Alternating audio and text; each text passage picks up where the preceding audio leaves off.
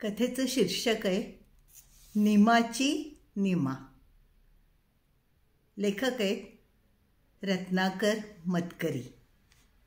निमाची निमा. ती रात्र मला अजूनही अगदी स्पष्ट आठवते. निमाची समजूत काढण्याची रात्र. अतिशय अवघड वाटलेला प्रसंग. कितीतरी दिवस मी मनाची समजूत घालत होतो, मनाला पडवून ठेवत होतो, तरीही मनाची तयारी होत नव्हती. निमा, आई वेगळी पोर, अजाण, भाबडी आणि अतिशय गोड मुलगी. तिला बापापासूनही दूर करायचं नाही. पण खरं म्हणजे ना, या बाबतीत तिच्या इतकीच माझीही वाईट अवस्था होती. आम्हा दोघांनाही एकमेकांशिवाय दुसरं कोणीही नव्हतं. पण माझा नाईलाज होता. मध्य प्रदेशातल्या धरणांवर मला जावं लागणार होतं. रखरखीत वैराण प्रदेश. बरं, एकाच ठिकाणी फार वेळ राहायचं नव्हतं. आज इथे तर उद्या तिथे, वेडावाकडा वाटेल तसला प्रवास. त्यात निमाचे हालच झाले असते. एखाद्या वेळेला तिच्या नाजूक तब्येतीलाही त्यात धोका होता. शिवाय मी दिवसभर कामावर जाणार, तर तिच्याकडे लक्ष कोण ठेवणार? आणि प्रश्न तसा फार दिवसांचा नव्हता, 6-8 महिन्यांचा तर होता. मी निमाला माझ्या एका लांबच्या बहिणीकडे ठेवून जाणार होतो. ती माझ्याहून वयाने बरीच मोठी होती. फार वर्षात आमची भेट नव्हती. तिचं गावही आमच्यापासून तसं लांब होतं. पण मला दुसरं कोणी जवळचं नव्हतं. जी होती त्यांचा गोतावळा फार मोठा होता. बायोच काही ती एकटी होती. तिला निमाकडे लक्ष पुरवता आलं असतं. हे सारं मी त्या रात्री निमाला समजावून सांगितलं. अजून ती रात्र जशीच्या तशी आठवते. रात्र शांत होती. बाहेर सारे निस्तब्ध होतं. मधूनच एखाद्या वाऱ्याचा झोत खिडकीतून आत येईल, तेवढाच. मी सारे विजेचे दिवे मालवून 4 मेणबत्त्या लावल्या होत्या. मेणबत्त्यांचा मंद प्रकाश मला फार आवडतो. कित्येकदा मी विशेष काही काम करत नसेल तेव्हा विजेचा भगभगीत प्रकाश बंद करून मेणबत्त्या लावत असे. त्या शांत प्रकाशात निमाशी गप्पा मारीत बसत असे. त्या रात्रीसुद्धा मी तेच केलं. पण नेहमीसारख्या आमच्या गप्पा आज रंगत नव्हत्या. निमाचे नेहमीचे खळखळून हसणं त्यात नव्हतं. निमा आज अबोल होती. तिच्या मांडीवरच्या निमासारखीच. ती दुसरी निमा कधीच बोलत नसे, म्हणजे माझ्याशी बोलत नसे. बाकी दोघी निमांचं खूप हितगुज चाले. निमा स्वतःला ठाऊक असलेले सारं काही छोट्या निमाला सांगे. तिनेच तिला स्वतःचं नाव दिलं होतं. निमाला फ्रॉक शिवला की त्याच कापडाचा छोटा फ्रॉक छोट्या निमालाही शिवावा लागे. तिला दिलेल्यातला थोडा खाऊ छोट्या निमासाठी राखून ठेवावा लागे. एक माझी निमा होती, दुसरी निमाची निमा होती. पण दोघीही निमाच होत्या. दोघीही मोठ्या समंजस होत्या. निमाने कधी कसला हट्ट धरल्याचं मला तरी आठवत नाही. सांगितलेलं सारं ती पटवून घेत असे. थोडं त्रासाचं असलं तरी निमूटपणे सहन करत असे. निमाच्या समजूतपणावरच तर माझी सारी भिस्त होती. वाऱ्याच्या झोताने मेणबत्तीची ज्योत थरथरत होती. आम्हा तिघांच्या सावल्या भिंतीवर हेलकावे खात होत्या. मी सांगितलेलं सारं निमाने निमूटपणे ऐकून घेतलं. रडण्याचा, चिडण्याचा, हट्ट करण्याचा तिच्या बाबतीत प्रश्नच नव्हता. ती माझ्या शब्दाबाहेर जाणंच शक्य नव्हतं. तिच्या या मूक संमतीने माझ्या काळजात जर्र झालं. वाटलं, हा भाबडा जीव आपल्यावर किती अवलंबून आहे. आपला निर्णय चुकला तर? निमाचे मोठे मोठे डोळे पाण्याने भरून आले होते. पण ते पाणी डोळ्याबाहेर सांडून न देण्याची ती पराकाष्ठा करत होती. शहाण्या मुली रडत नाहीत, असं मी तिला कधीतरी सांगितलं होतं. त्या दिवसापासून ती शक्यतो रडत नसे. आपल्या चिमुकल्या हाताने ती मांडीवरच्या निमाला थोपटीत होती. जणू मनातल्या मनात ती तिची समजूत काढत होती. तिला सांगत होती, रडू नकोस, शहाण्या मुली रडत नाहीत, कधीच रडत नाहीत. मला त्या रात्री आणखीन काही बोलायचा धीरच झाला नाही. तिला खुलवण्यासाठी काही सांगणं, तिला खोटं खोटं हसवणं, आनंदी असल्याचा देखावा करणं मला नाही शक्य झालं. माझा प्रत्येक शब्द ती जीवाचे कान करून ऐकत होती. तिथे खोटेपणाला मुळी वावच नव्हता. मी जर तिला म्हटलं असतं की तू हस, नाही तर मला वाईट वाटेल, तर ती हसली असती. माझ्यासाठी ती नक्कीच हसली असती. पण मी तिला तसं करायला भाग पाडलं नाही. देवदूत कुणी पाहिलेले नाहीत, पण ते कसे दिसत असतील याची कल्पना मला मेणबत्तीच्या प्रकाशातला तिचा तो चेहरा पाहून आली. तिला इतके दिवस दूर ठेवायचं या कल्पनेने माझ्याही काळजात तुटत होतं. तिच्याशी बोलत बसणं मला अधिकाधिक कठीण जात होतं. मी तिला नेऊन बिछाण्यावर ठेवलं आणि बाथरूममध्ये गेलो. परत येताना दारातून मला निमाचा आवाज ऐकू आला.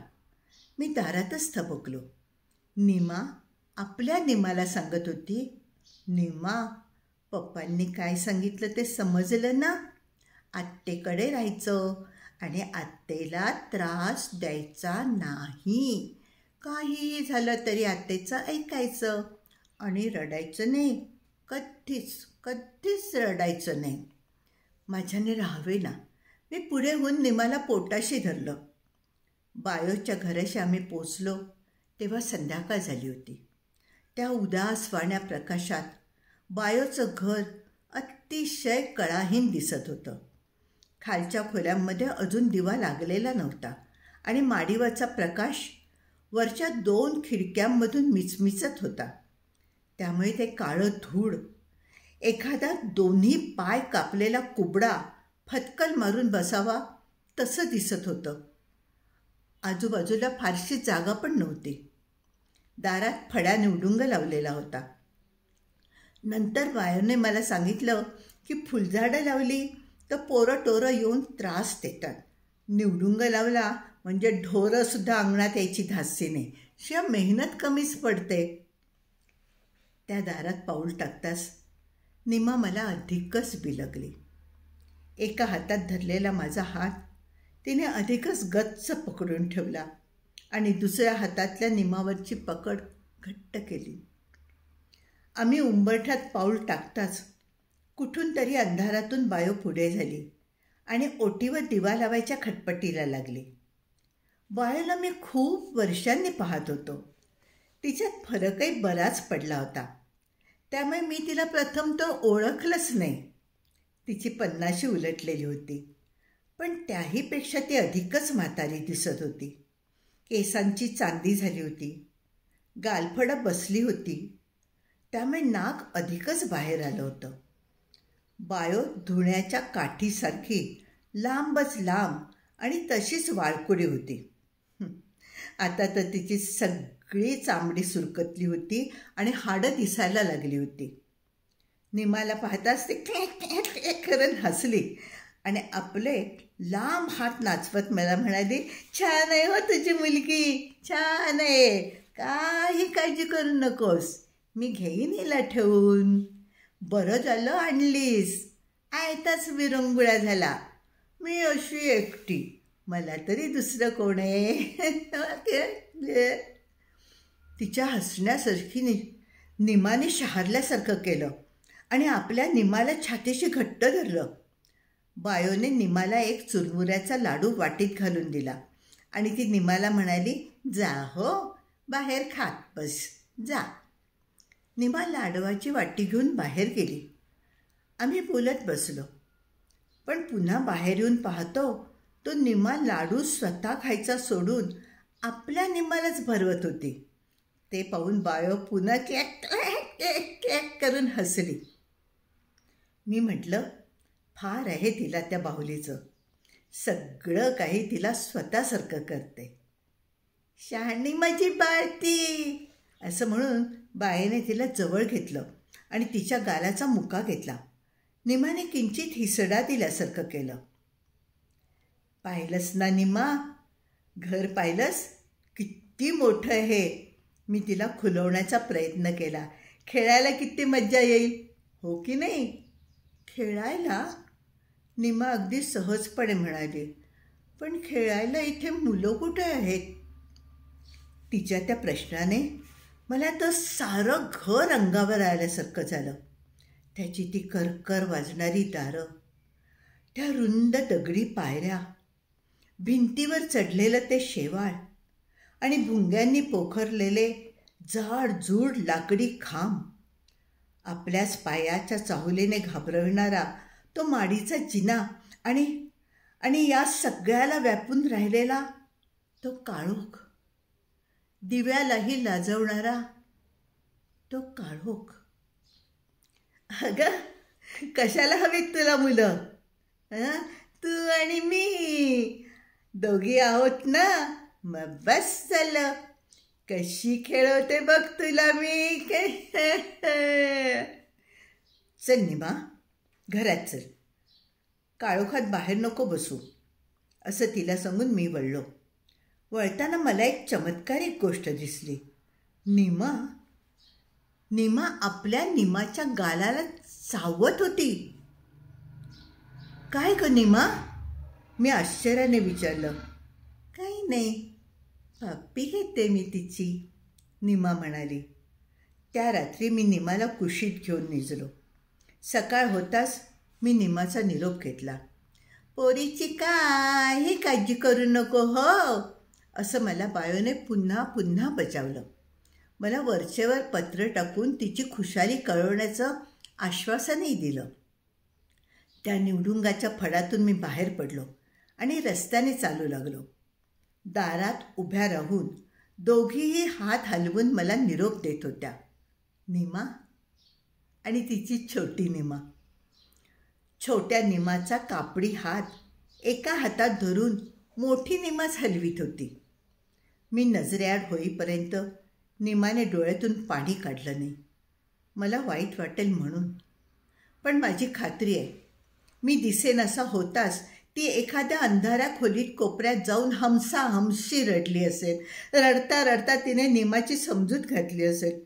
रडू नकोस, रडू नको, पप्पा परत येणार आहेत, अगदी लवकर येणार आहेत, नको रडू ग. मी कामावर रुजू झाल्यानंतरही पहिले काही दिवस निमाच्या आठवणीने माझ्या छातीत धस्स होई.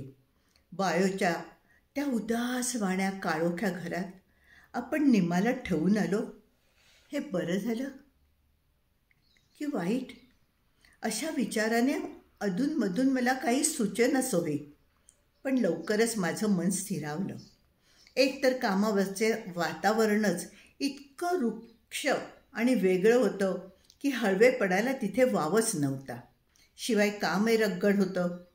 रात्री अंथरुणाला पाठ टेकली की सकाळ कधी झाली याचा पत्ताच लागत नसे. निमाच्या खुशालीची पत्र बायो नियमितपणे पाठवी. निमा मजेत आहे, दिवसभर खेळत असते, इत्यादी. त्या पत्रांमुळे तर माझी काळजी अजिबात नाहीशी झाली. मुलं काय, नवीन वातावरणाला लगेच सरावतात. त्यातून निमा फारच समजूतदार होती. ती बायोच्या घरी रुळली असेल यात नवलच नव्हतं. मी घेतला तोच निर्णय बरोबर होता याबद्दल माझी आता खात्री पटली. मी निमाला माझ्याबरोबर आणलं असतं तर तिचे हाल मात्र झाले असते, यात शंका नव्हती. त्यापेक्षा आता ती मजेत होती. मी मनी ऑर्डर वेळच्या वेळेला करत असे. निमाविषयी कोणतीच तक्रार बायोच्या पत्रात नसे. फक्त एकच विचित्र वाक्य तिच्या एका पत्रात होतं. निमाला तिची बाहुली अलीकडे पूर्वीसारखी आवडत नाही. हे पत्र वाचलं तेव्हा मला त्यात फारसं काही खटकलं नाही. निमा मजेत होती. तिला तिथली हवा चांगली मानवत होती. यात मला आनंद होता. तिच्या बाहुलीला तर मी विसरलोच होतो. त्यात विचित्र वाटलं तर एवढंच की बायोने या गोष्टीचा मुद्दामून उल्लेख का बरं करावा. कसं कोंडाणे, ते माझ्या आठवणीतच वाक्य राहून गेलं. मग एके दिवशी मला एकदम एक विचार सुचला. बरोबर मला स्वतःचंच हसू आलं. निमाला तिची बाहुली आवडेनशी झाले. त्यात काय मोठंसं. निमा आता मोठी नाही का झाली. या वयात मुलं भराभर वाढतात. त्यांच्या आवडीनिवडी दिवसाला बदलत असतात. काल जीवापाड आवडत असलेलं खेळणं त्यांना आज डोळ्यासमोरही नकोसं होतं. मग निमाला आपली बाहुली आवडेनशी झाली. त्यात नवल ते काय. पण त्या पुढच्या पत्रातही बायोने तेच म्हटलं होतं. शिवाय तिने आणखीनही एक गोष्ट लिहिली होती. निमा हल्ली बाहुलीला मारते. मी पत्र वाचून बाजूला टाकलं. त्या पत्रावर विचार करायला मुळीच सवड नव्हती मला. आमचा मुक्काम बदलणार होता. सगळी धावपळ, गडबड, जाता जाता द्यायच्या सूचना, नवीन ठिकाणच्या योजना, आखड्या, कामाचा अंदाज घेणं, सारं काम अगदी मानगुटीवर बसलं होतं. पण आमचा तळ सोडला आणि व्हॅन जेव्हा दुसऱ्या मुक्कामावर जाऊ लागली तेव्हा थकव्याने मी मागे डोकं टेकलं. अगदी नजरेसमोर एकदम निमा उभी राहिली. तिच्या हातात नेहमीप्रमाणे तिची निमा होती आणि ती तिला बडवून काढत होती. मानेला झटका बसून मी जागा झालो. छे मी पाहत होतो ते विपरीत होतं. निमा आणि आपल्या बाहुलीवर हात उगारेल. निमा कधीच कुणाला मारीत नसे. खेळातही ती इतर मुलांची भांडणं, मारामाऱ्या सोडवीत असे. तिने मारल्याची तक्रार कुठल्याही मुलाने माझ्याकडे आजवर कधीही आणली नव्हती. ती निमा तिच्या बाहुलीला मारेल? नाही. ज्या बाहुलीवर तिने इतकं प्रेम केलं तिला ते मारेल? समजा घटकाभर आपण असं धरून चालूया की तिला अलीकडे ही बाहुली आवडेनशी झाली आहे. मग ते फार तर तिच्याशी खेळणार नाही, पण म्हणून ते तिला मारेल? नाही, शक्य नाही. तरी हा विचार मी बाजूला सारला. मुलं काही नेहमीच रागाने मारीत नाही. एखाद्या वेळेला हा तिचा एखादा नवीन खेळ असेल. आणखीन 1-2 पत्रात निमा मजेत असल्या पलीकडे दुसरा कसलाच उल्लेख नव्हता. निमाच्या बाहुलीचा विषय मी मोठासा मनाला लावून घेतला होता असं नाही, पण त्याविषयी पत्रात काही नव्हतं म्हणून मला जरा हायसं वाटलं. पण दुसऱ्याच एका निमित्ताने हा विषय पुन्हा माझ्या मनात घोळायला लागला. मेहता नावाच्या एका इंजिनियरशी माझी अलीकडे दोस्ती झाली होती. मेहताला सायकॉलॉजीवरील पुस्तकं वाचण्याचा फार नाद होता. एका दिवशी त्याने मला त्याचं लग्न झालं आहे का असं विचारलं. मी त्याला निमाबद्दल सांगितलं. तो लगेच म्हणाला, माय गॉड, म्हणजे तू तुझी मुलगी पेरेंट्सशिवाय एकटीच ठेवली आहेस? अरे काय करणार रे त्याला. मी एकटाच तिचा पेरेंट आहे. आणि ठेवले म्हणजे काही कुठे रानात नाही ठेवली, माझ्याच बहिणीकडे ठेवले. छे चूक केलीस तू. अरे मुलं अशी एकटी राहिली आईबापांशिवाय तर त्यांना निरोसीच होतात. निराळे कॉम्प्लेक्सेस जडतात. अरे काहीतरी काय बोलतोस. अशी खूप मुलं राहतात. पण खूप मुलं निरॉटिक होतात, वेडीसुद्धा होतात. वेडी? माझी निमा वेडी? नाही, असं होऊन चालणार नाही. माझ्या कामासाठी तिला सबंध जन्माची किंमत द्यावी लागता कामा नये. पण मेहता अतिशयोक्ती करत असला पाहिजे. खूप मुलं अगदी अनाथ असतात. ती सगळ्या अडचणींना तोंड देतात. त्यांच्यापैकी काही जण त्या जगात नाव काढतात. सगळी थोडीच वेडी होतात. त्यातून निमा तर अतिशय शहाणी आहे, अतिशय समजूतदार आहे. तिला काय होणार आहे? पण मग ते बाहुलीला कशी मारते? त्याविषयी मेहताला काहीच सांगण्याचा धीर मला झाला नाही. त्यानंतरच्या पत्रात बायोने लिहिलं होतं की मी तिला लिहायला वाचायला शिकवू लागले. तिची प्रगती चांगली आहे. तिला तुझी आठवणसुद्धा येत नाही इतकी ती इथे रमली आहे. तुझी मुलगी खरोखरच शहाणी आहे. एका गोष्टीत मात्र तिच्या वागण्याचा अर्थच मला कळत नाही. आणि ती भयंकर ओळ शेवटी होती. काल तिने आपल्या बाहुलीला तापलेली पळी घेऊन डाग दिला. काल तिने आपल्या बाहुलीला तापलेली पळी घेऊन डाग दिला. कसं शक्य होतं हे? इतकं क्रौर्य कुठून आलं असेल निमाच्या अंगात? माझी सदाफुलीसारखी नाजूक कोवळी निमा, असं भयंकर कसं येत असेल तिच्या डोक्यात? आणि कुणाच्या संबंधात? आपला जीव की प्राण असलेल्या बाहुलीच्या संदर्भात? नाही, असं काय कारण झालं असेल की ज्यामुळे तिला ती बाहुली आवडेनशी झाली असेल? नव्हे, ती तिचा इतका द्वेष करू लागली असेल. असं तर नसेल की बायो पत्रातून हे सगळं खोटंच लिहित असेल? पण असं तिने का करावं? हीच एक गोष्ट तिने खोटी का लिहावी? तिला जर निमाविषयी तक्रारीच करायच्या असतील तर त्या तिला इतर अनेक गोष्टींविषयी करता येतील. याच एका गोष्टीविषयी तिने तक्रार का बरं करावी? बरं, त्यातही तक्रार केलेली नाहीच, नुसतंच आश्चर्य व्यक्त केलं आहे आणि घडलेलं कळवलं आहे. मला मेहताच्या शब्दांची आठवण झाली. खरोखरच निमाच्या डोक्यात काही बिघाड तर होऊ लागला नसेल ना? ते अगदीच अशक्य नाही, कारण निमा जशी शहाणी आहे तसंच तिचं मन अत्यंत संस्कारक्षमही आहे. प्रत्येक गोष्टीचा तिच्या मनावर झटकन फार खोलवर परिणाम होतो. मी तिला वेगळं ठेवण्याचा एकाएकी घेतलेला निर्णय, माझ्यापासून दूर राहिल्यामुळे तिला आलेली पोरकेपणाची भावना, बायोचं रंगरूप, घरात बरोबरीच्या मुलांचा अभाव, घरातील ते उदासवाणं वातावरण, या सगळ्याचा तिच्या मनावर परिणाम झाला नसेल का? झाला नसेल? कशावरून? पण इतका? ती भाबडी गोड स्वभावाची लाघवी पोर बाहुलीला तापल्या पळीने डाग देण्या इतकी क्रूर व्हावी? इतकी? मी घाबरून गेलो. काही झालं तरी निमाला परत घेऊन यायचं असा मी निश्चय केला. पण रजा मिळणं अशक्य होतं. मुळात आधी आम्ही मोजकेच लोक होतो. याआधी या सगळ्या योजना फार काळ रेंगाळल्या होत्या.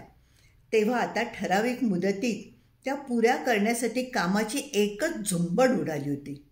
वरून एकसारख्या तारा येत होत्या. रात्रंदिवस करूनही काम आटोक्यात येत नव्हतं. त्यातून सारखी ठिकाणं बदलत होती. एकाच वेळी 4 कामांवर लक्ष ठेवावं लागत होतं. उकाडा तर इतका भयंकर वाढला होता की काम करता करता ग्लानी येत असे. कधीही घेरी येण्याचं वाटायचं. डोकं असं भ्रमण करू लागलं की मग निमाची आठवण येत असे.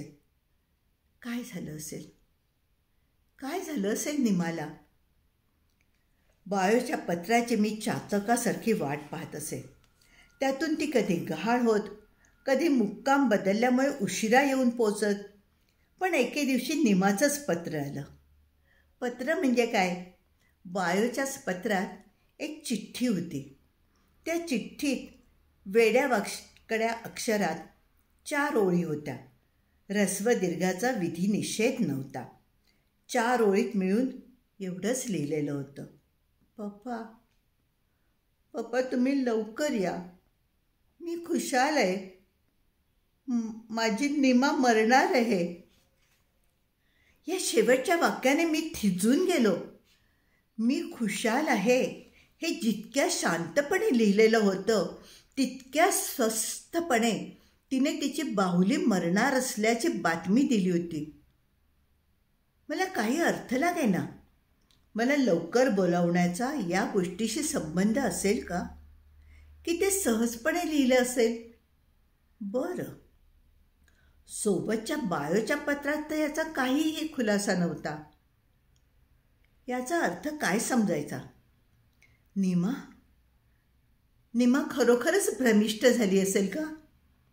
पण मग त्याबद्दल बायोने काहीतरी लिहिलं असतं. कदाचित निमाचं वेड बायोसारख्या अडाणी बाईच्या लक्षात येण्या इतकं सरळ नसेल. तिने लिहिल्याप्रमाणे ती इतर गोष्टी शहाण्यासारखे वागत असेल. पण तरीही तिच्या मनाचा एक कोपरा कुरतडला जात असेल. असं वेड फार वाईट.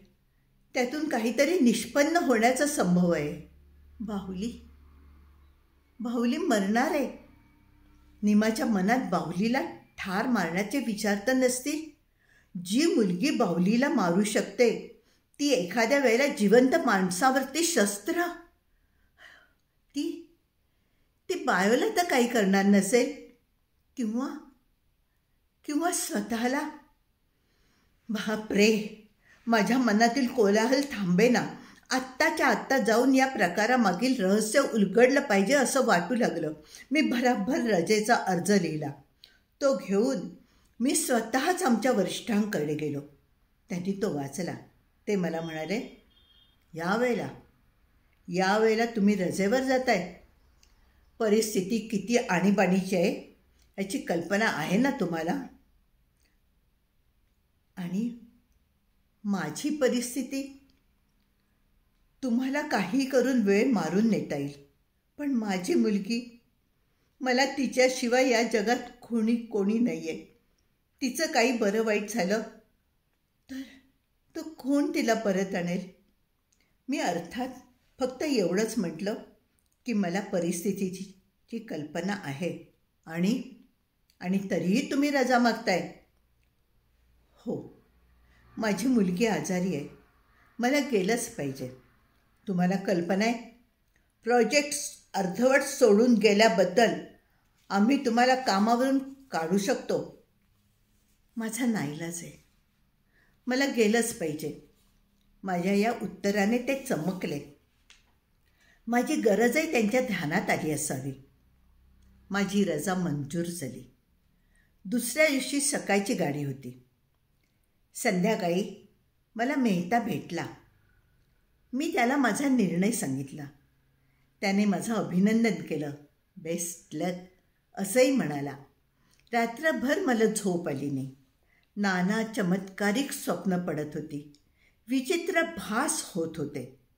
निमा हसत हसत छातीत कात्री सुटकून घेते असं स्वप्न पडून मी एकदाच ओरडत जागा झालो.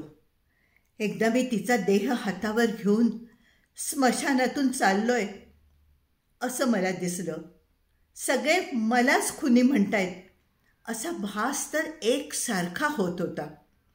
प्रवासभर मी स्वतःला बजावत होतो की काहीही झालेलं नसेल, काहीही होण्यासारखं नाही आहे. हा सगळा आपल्या कल्पनेचा खेळ आहे आणि कल्पना करून घ्यायला पुरेसा आधारही नाही आहे. आपण जाताच निमा हसत खेळत येऊन आपल्याला मिठी मारेल. तिची तब्येत देखील आता खूप सुधारलेली असेल. मी बायोच्या घराशी पोचलो तेव्हा उन्हं कल्ली होती. निवडुंगाला रक्तासारखी लाल लाल फुलं आली होती आणि सबंध घरात स्मशान शांतता पसरली होती. मी क्षणभर तसाच उभा राहून कानोसा घेतला. घरात नेहमीसारखाच उदासवाणा काळोख होता. त्या काळोखात मी चारी खोल्या फिरून पाहिल्या, अगदी कोठीची खोलीसुद्धा. पण नाही, कुणाचाच पत्ता नव्हता. निमाचा नाही की बायोचा नाही. अजून दिवे लागणी झाली नव्हती, पण चूल मात्र पेटलेली दिसत होती. मी माडी चढू लागणार इतक्या शेवटच्या पायरीवर मला काहीतरी दिसलं. ती निमाची बाहुली होती. पण आता तिचं काय भूत झालं होतं. जागोजागचे कपडे उसवले होते, जळले होते. ठिकठिकाणचा रंग खरवडलेला होता. चावल्यामुळे कापड फाटलं होतं. हात मुडपला होता आणि एक पाय सुटला होता. एवढा पुरुषासारखा पुरुष मी, पण ती बाहुली हातात घेताना माझ्या घशात आवंढा दाटून आला. एकूण बायोने निमाविषयी लिहिलं होतं ते सारं खरं होतं. तर एवढ्यात कुणीतरी खदखदून हसल्याचा आवाज आला. मी दचकून आजूबाजूला पाहू लागलो. दुसऱ्या क्षणी मला एक किंकाळी ऐकू आली. किंकाळीची दिशा मला बरोबर समजली. मी धावतच माडीवर गेलो. माडीवर निमा किंकाळ्या फोडत होती आणि बायो खदा हसत होती. एका हाताने तिने निमाचा दंड गच्च पकडला होता आणि दुसऱ्या हातातील चिमट्यात पकडलेला लाल बुंद निखारा ती तिच्या पुढे नेत होती. मला पाहताच तिने निमाचा दंड सोडला. निमा धावत येऊन मला बिलगली, पण दुसऱ्या क्षणी ती खाली कोसळली. मी तिला उचलायला खाली वाकलो. तोवर बायो खाली पडून गेली. निमा बेशुद्धच होती. तिचं अंग भयंकर तापलं होतं. मी तिला हातावर उचलून घेऊन खाली आलो.